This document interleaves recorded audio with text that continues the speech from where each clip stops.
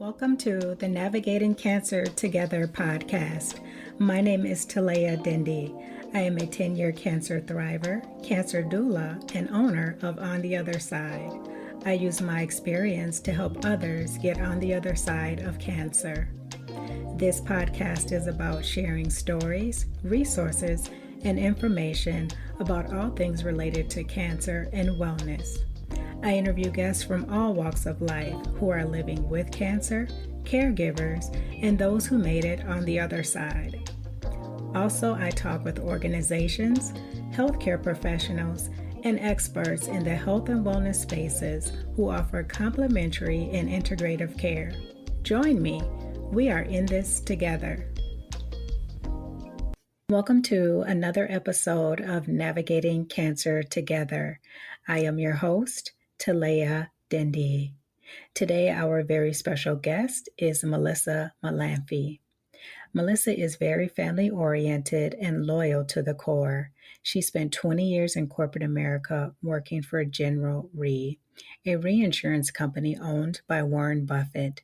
She traveled the country for work and lived the high life for many years, staying in 5-star hotels and riding in limousines to the airport. However, nothing could have prepared Melissa for her mom being diagnosed with cancer. She lost her mom in 2010 to ovarian cancer. It took Melissa over 10 years to tell her story. Not in vain, a promise kept is raw and real, and every part of it is what happened to her mother and her family in the 9-month fight that she ultimately lost. She was very sick, but there were a lot of mistakes. At the end of each chapter, Melissa gives the reader what she learned in that month as a caretaker and what she would do differently. She discusses her grief and self-sabotage.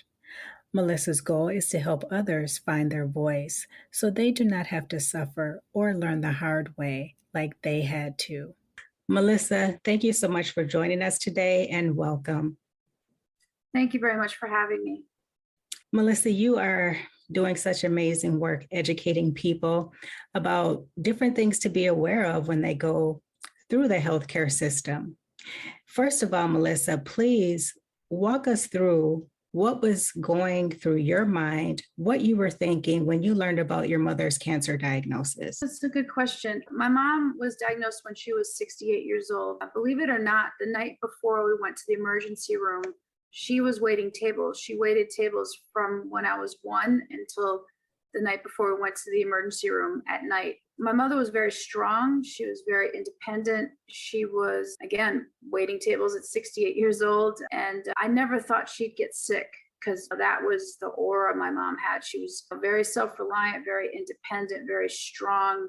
And believe it or not, my dad had congestive heart failure and had got stents like 10 years prior. And he was the one that we worried about, never worried about my mom, thought she'd be around forever. And when she called me and said that she had a distended stomach, I didn't know much about it. And my first thought was she probably had a bowel obstruction, playing a little bit of doctor. And my mom was from a generation that I learned when reading the book called the silent generation. Some demographics of this generation is they're not doctor people. They don't like to go to the doctor. They don't like to be considered a burden. And because of that, and just because of who my mom was, unfortunately, she didn't go to doctors unless she really had to. And she had not gone to a gynecologist since she had me, and she was diagnosed when I was 39. What I thought when she was diagnosed was, and it's a long story because we waited a couple weeks for the diagnosis, and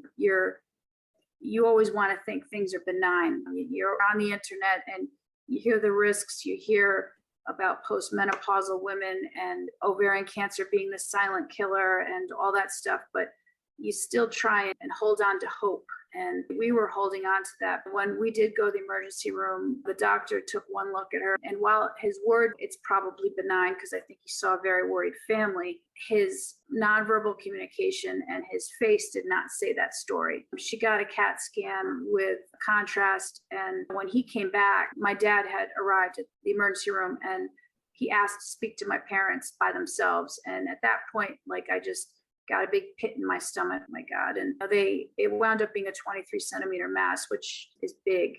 And thinking back, I wondered to myself, I saw my mom all the time. She lived 9 miles from my house. I'm saying, how the heck did I miss that? Because ultimately, when we saw her in the emergency room, her stomach was so distended. And as with tumors, they're often surrounded by ascites. And she looked about 5 months pregnant. And I'm saying, how did I miss that? But my mom always wore like extra large shirts, extra large sweatshirts. She was 5'2". I didn't see it. Nobody saw it. And unfortunately, she was staged out at stage 3C when we began the fight. And that's common, unfortunately, because with ovarian cancer, a lot of doctors unfortunately misdiagnose it for GERD symptoms, GI symptoms. You get antacids. Some people, like my mom, self-medicate. She was eating Tums all the time. If you have UTIs, they treat you for urinary tract infections. It's very common, if you read about ovarian, that when it is caught, it's mostly you're staged out, either 3 or 4. You're lucky if you get caught in stage 1 or 2, because there's no pap smear, there's no mammogram. The only way for someone to diagnose it is if you have symptoms and you have a doctor that listens. A transvaginal can see that. A CAT scan we had in the emergency room, and there's also a test called CA-125 that is a tumor marker that you can get, but it's very uncommon for a gynecologist to go those routes unless they really feel like there's a risk. I'm involved with a lot of ovarian cancer awareness groups and fundraising groups and alliances just to help women better understand what the symptoms are and not to ignore them. And if I just read a story yesterday on the Today Show that 40-year-old, she started getting symptomatic during COVID. It was hard for her to get appointments. She finally did get her appointment. Her doctor said she was 40 and it's just probably what happens at that age. And he blew her off and she got so bad and was in so much pain. She went to emergency room and she did have ovarian and she was staged out and ultimately she passed away. But it's not uncommon for you to be treated for other stuff. And that's why they call it the silent killer. It's for women. It's for breast cancer. A lot of times we've gotten really good at treatment and survivorship. With ovarian, it's less than half at the 5-year mark. Wow. Melissa, you mentioned that you're involved with different groups and different advocacy groups. Are there any talks about changing any testing or trying to implement like the tumor markers or anything like that? Are there any talks to add something besides a pap smear? Believe it or not, the gynecological surgeon that we had, I call her Dr. Z in the book. She was from Iranian descent, and every time we went to her, initially, my sister and I would call her the Grim Reaper because she always seemed to have bad news. But it wasn't bad news. It was, she hypothesized and was very honest and straight with us the entire time. But when you're holding on to the strings of hope, that's not what you want to hear. But looking hindsight, I am so grateful because everything she said could and would happen, happened. She was right on every call. And she wound up leaving the hospital to go to Northwestern in Chicago to become a researcher because she was phenomenal at her job. And I've actually kept in touch with her. As far as preventative screenings and stuff, to my knowledge, there isn't anything yet. I did read a article, which I blogged about recently, that they have come up with a blood test, and I could, after this call, I can get it and send it to you, that does show markers in the blood for over 50 cancers that you could possibly get, which I was like, this is fantastic. It's in the early stages now, but one of the markers was for ovarian, which is great. It's in the testing phase now, it's in the research phase now, but man, if we could get that into a life as a standard of care, that would be fantastic. Just think about how many lives that would save, just being able to take this blood test. And even if you don't have any of those types of cancer, at least you can have it on your radar and start to pay attention and make sure that you get certain screenings if they are available. Make sure you're getting those done to help catch it if it does happen to become an issue and actually be a form of cancer that someone gets. So thank you so much for sharing that. I personally believe, Melissa, that your book, Not in Vain, is so important. Like everyone needs to read it, whether they have cancer or not, because you talk a lot about your experience in the healthcare system. When you decided to write this book, Melissa, what was your ultimate goal? A couple things. I can tell you initially when I wanted to write it, I have a master's in psychology and I did not handle her loss good at all. In fact, I start the book with a letter to my mother and I tell her what went on the last 10 years since she's gone. It took me 10 years to really get my message crafted and what I wanted to write and what I wanted to share. And as the years passed, I was able to pull off a lot of the scabs and really be 100% transparent on where I fell down, what I would do differently, what I learned, and what I need to share to as many people as I can, because my goal in writing this book is to help anyone not go through the same pain that my family and my mother ultimately paid the price. Healthcare to me is both science and art. And human beings, we're all human. People make mistakes. It's just going to happen. It's there's no way you're going to go through life without making mistakes. And unfortunately, with my mom, a lot of mistakes were made, and mistakes that were bad that I felt like I needed to tell people. And I ultimately did. After she passed, I wrote to the CEO of the hospital. I professionally, I wrote him maybe 10 of the top 25 things that happened during my mom's fight, because as we know, responsibility starts at the top. And I felt that he needed to know what happened under his watch, because I doubt that he ever gets that information. And I wasn't going to litigate. I don't know if the mistakes didn't happen, if she would have survived it. I doubt it. But what got me is that a lot of times she unnecessarily suffered. As far as why I wrote the book is that I felt like I needed to share my story, my mom's story, my family's story, and how we went through the process. Because while my mom was the patient, it was just me, my sister, and my dad. Each one of us served a different role through those 8 months. Me personally, my personality, I was more of the heavy. I was the person that when something didn't go right, figured out and got the answers, and sometimes it's not very nice about it. My sister, she's more conservative. She was great. She took all the notes. She journaled everything. She kept my mom's weight. She knew all the meds, what doctors they were from, what they were there to treat, all the important things that I mentioned in my book that you have to have. And my dad was in a space, and it's just his personality. He doesn't handle stress well at all. And every appointment that my mom had, either my sister or I or both of us was with her, because as you know, working with people that have been diagnosed with cancer, it's very common that they really aren't.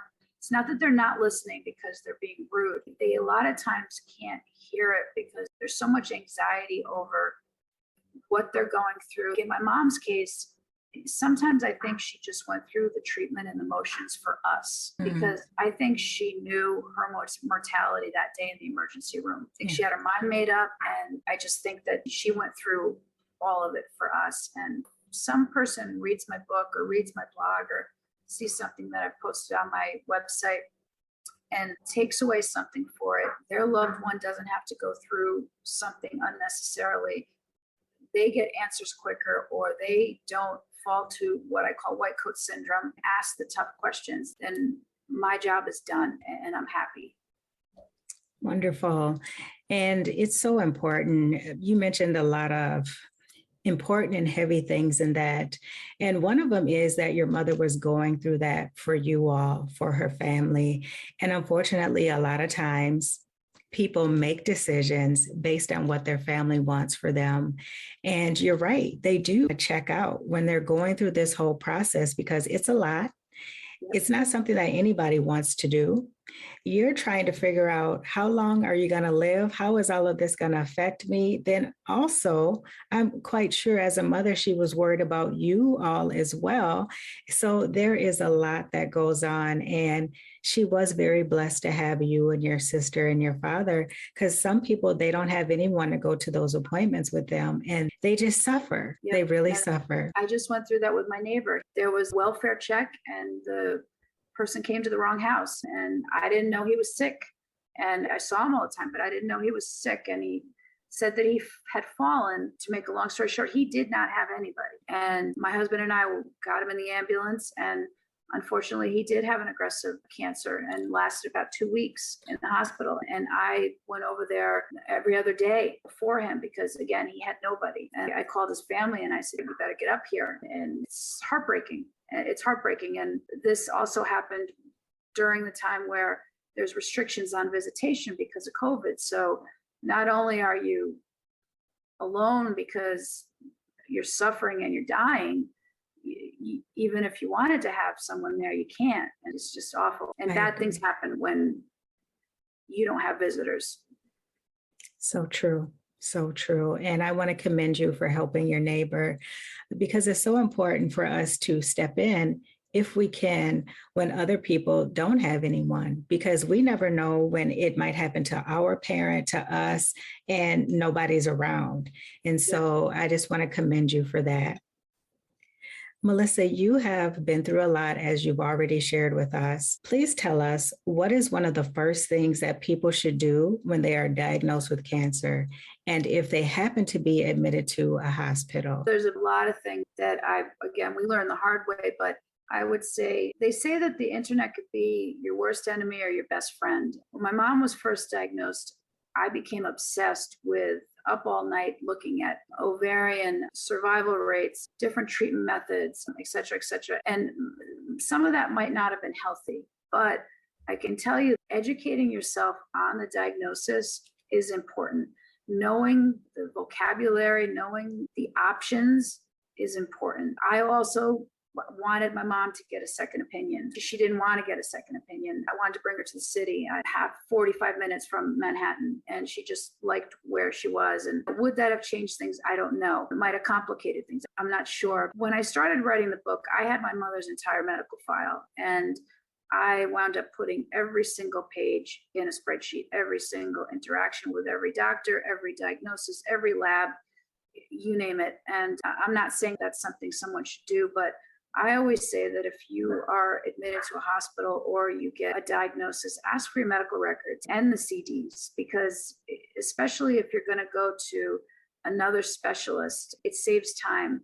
A lot of times, for example, if you get a CAT scan and you get the impression from the radiologist, some doctors, like I know I go to Will Cornell in the city, they don't want the impressions from the doctors where I live. They want their own impressions. They want to look at it themselves. Getting your medical records is critical, and just being open to understanding it. And if you're lucky enough to have somebody in your life that you can bring with you to appointments, do it, because it's very common that, again, even though you want to listen and you want to know everything, you can't possibly do that. And I don't know about your state, but in New York State, you're allowed to record doctor's appointments. Saying record it to get anybody in trouble. I'm saying record it because it's overwhelming. They're saying stuff you don't understand. And if you record, say you have an appointment with your surgeon and they're talking about what you need to do to get ready for surgery, and you go home and listen to it, you may come back and say, let me make a phone call and talk to the nurse. There's a lot of things that you don't know. Again, calorie intake. And if we're just talking about cancer, oftentimes with cancer, treatment equals wasting disease. And you never see an overweight cancer victim, usually. And like one thing I said to the patient advocate at my mom's hospital, the brass, is that even though as a family member or advocate, you're not employed by the hospital, if your loved one is there, say for a week, 2 weeks, very ill, and you're there 6 hours a day, you are not on their staff, but you really are on the treatment team. Because a nurse comes in usually about once every hour for 5 minutes. They take vitals, they might give meds, and they go out. Are you okay? Yeah, you're okay. All right. They're busy. I get it. But if I'm sitting there, and especially with my mom who had cancer all the way up to her diaphragm with ascites, I have some guilt because we used to always try and get her to eat. Mom, you got to eat. A little tough love. Try this, try that. Green drinks, mushrooms, everything she liked, we tried to get her to eat because she was disappearing in front of us. If I sat there all day and the kitchen services dropped off 3 trays, I know if the entire day she only drank half a Boost. And her doctor should know that information.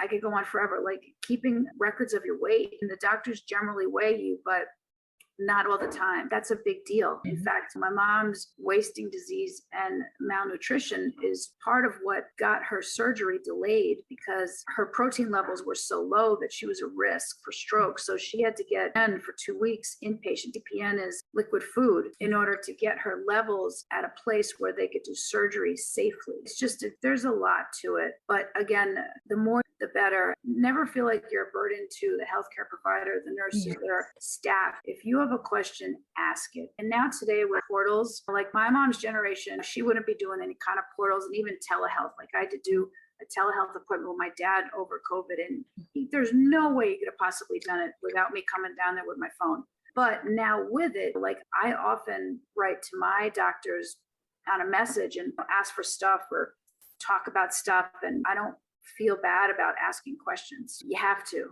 Yeah, and that's part of their job is to make sure you're getting the information you need.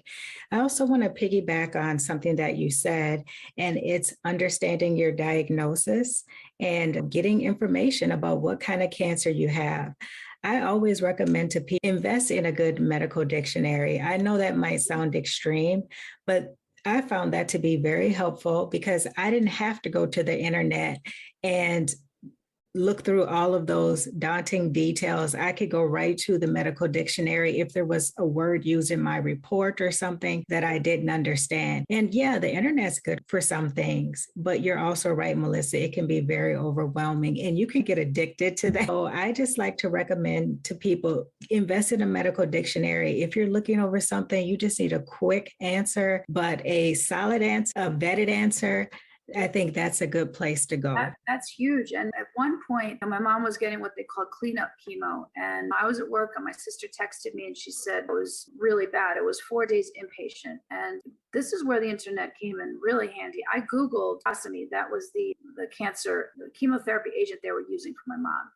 And when I got to the hospital, I left work. I had a great employer. I left work and my mom had every symptom of toxicity except coma and death. And that's how bad she was. And I called the oncologist and I said, listen, it was a holiday weekend. I said, you need to get here before you leave for the weekend because this is not good. And he came over and my mom was on Ativan and pain meds and he said, this isn't going to be easy. We're going for cure and let's keep pushing. My mother opened one eye and said, okay. The next day, my cell phone rang about 7 o'clock in the morning. And I also say this in the book, befriend your nurses, because they are the connective tissue to your care. They can make or break your care. My mom was to get her second bag hung. And thankfully, one of the nurses that knew her and knew my family, not outside the hospital, just from being there a lot on the oncology floor, she said, Missy, you need to get here because this isn't the Connie that I know. And this nurse stuck her neck out. And I got over there. She was having a very bad response to the chemo. And to make a long story short, it was a horrible weekend. My sister and I wound up sleeping there. And on Monday, this was a 4-day weekend, Monday night, I was leaning up against the bathroom. The original oncologist walked in that I had told that I thought she was toxic on Friday, came in and said, you were right, she was toxic.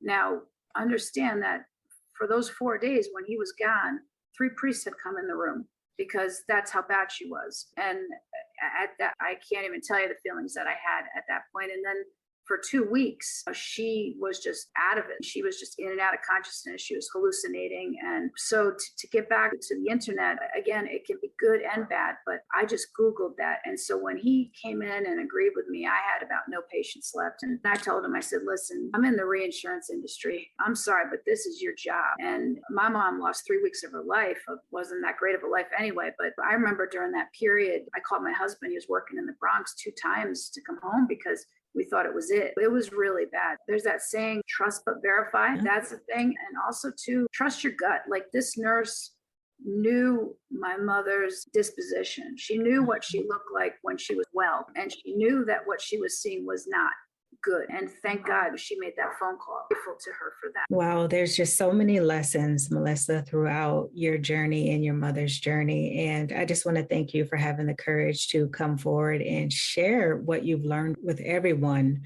And so that will lead me to my next question. In addition to your book, what are some other things that you're working on to fulfill your goal of patient advocacy? a couple things. One thing in the book that I added at the end of before I got it published was I went back and I start the book with a letter to my mother, and I basically tell her what has gone on for the last 10 years. And with a master's in psychology, my experience working in psychiatric emergency rooms, step down houses, running group therapy, I was terrible at grief. And I was too smart for my own good. And as far as like self-sabotage, I should have sought out help a lot sooner than I did, but I thought I was too smart. And that wound up backfiring. I wound up being about 110 pounds, getting size zeros taken in because nothing fit. I just try and tell the reader that I was textbook PTSD, depression, anxiety, grief, and I didn't tell anybody for about a year. In my head, when I was at work, when I was driving, when I was sleeping, it stole my sleep. I kept seeing my mom passing away on the couch. I saw it over and over again. And I never told anybody until a year later when it was really bad. I just want to show my own vulnerability and tell people that it's okay to ask for help, even with a fancy degree that I should have gotten help sooner than I did. Thankfully, I did. And I'm not ashamed of it, but I went for 8 years. I had a great relationship with my person, and I'm not afraid to talk about it. As far as next steps, my ultimate goal is to have the ability to speak to people like you and others and get the message out. I'm trying to get speaking engagements across larger groups. I try and blog at least every day on some kind of emerging issue, and it's not all about cancer. It's goes across the board. I just wrote this morning, today's actually PTSD Awareness Day. So I just talked about what's going on with our vets and, how everybody is vulnerable to experiencing a trauma or PTSD and, how to understand it and what to do and not to feel like a lot of the military, especially the men, feel like they got to just suck it up, and you don't have to. You can ask for help, and you should try and get it. Right now, we're going through nursing shortages. The ratios of nurses to patients are dangerous. It's okay to research a facility. If you're going to get some kind of surgery done, you could go online and research people's survey results of a facility. It's just we're in different times now. I tried to make an appointment with my neurologist, and it's 3 months out before he can see you. That's just how things are going right now. And unfortunately, that's having a very bad impact on people's health. My ultimate goal, it's always been from day one, is by sharing my story, if it can help one person or a family not go through what my family went through and help them get comfortable being uncomfortable, asking the tough questions, pushing back against the system, finding their voice, because again, doctors and nurses are humans and they make mistakes. Speaking up, and if I can help someone not go through what we went through, it's a win for me. I can't tell you since the book's come out how many people, even globally, that have contacted me and said, and I'm very happy, I went through similar with my family member. You wrote exactly how I felt, but never put into words. I had another person I met on LinkedIn. She's hospital brass, and she wrote me and said, I am going to make my entire network read your book. I had another lady that's an RN, seasoned RN. She wrote and said, I think this should be required reading in medical school. My goal is not to embarrass, beat up, belittle professionals. Everybody's name is changed and the facility is not named in the book. It's just more of a call to awareness to know that these things happen, and some of it you're going to have control over and some of it you're not. But the things that you do have control over, please do them, because it really could be a matter of life and death. We had situations, this will probably blow your mind. My mom had cancer causes clots. Yes. She had bilateral pulmonary embolisms in each lung and DVTs behind each knee. My sister noticed it because she was in radiology getting the ascites taken out. She was getting paracentesis, and she had to get that done 3 times a week. And she noticed my mom's breathing was weird. I happened to see the oncologist in the hallway. I said, please come see my mom. Her breathing is weird. He looked at her. He said, she looks okay, but you know what? Let's admit her into cardiology and we'll get ultrasounds in the morning. I go up to a room were up there for a while, and it was a teaching hospital. A student came to my mom's room right before we were leaving. As I'm leaving, make sure IVs are good and she doesn't need anything before I go home. I happened to look down at her bracelet. Her name was Constance Burns, and the bracelet had another name on it. Another name, another barcode.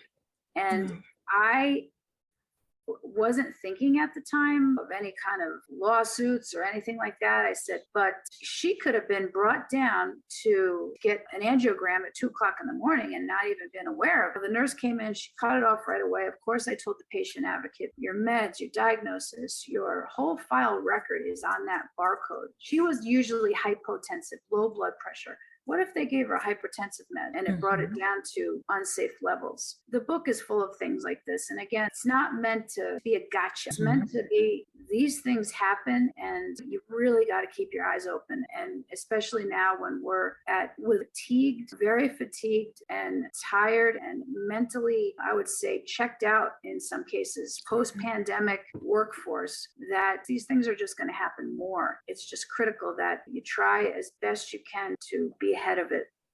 Absolutely. I could not agree more. And Melissa, please tell the audience where they can find your book. My book is on Amazon, Barnes & Noble, Books A Million. It's all over the place, but it's also on my website, www.melissamolanphy.com.